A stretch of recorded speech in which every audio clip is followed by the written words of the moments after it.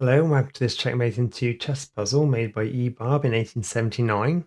Black has the king, queen, knight, bishop and 4 pawns. White has the king, pair of bishops, pair of knights, rook, queen and a pair of pawns. It's White's turn. Can you see the checkmate in 2?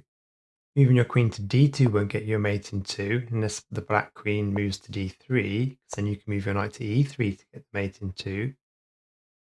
Instead, Black can block with the bishop. After you take back the bishop with your rook, Black can then block with the queen. And you can take the queen to give just the mate in 3.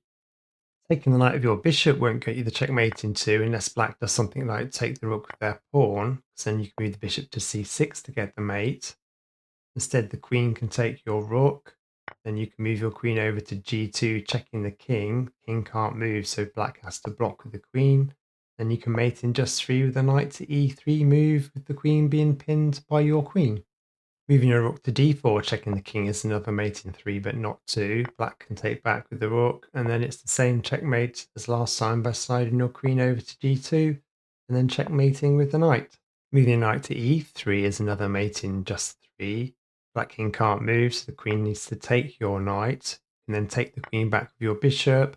Then Black might do something like take the rook with the pawn, and you can move your other bishop to f3 to get the mate in 3. Okay, let's have a look at the solution to this one. So pause the video if you need some more time.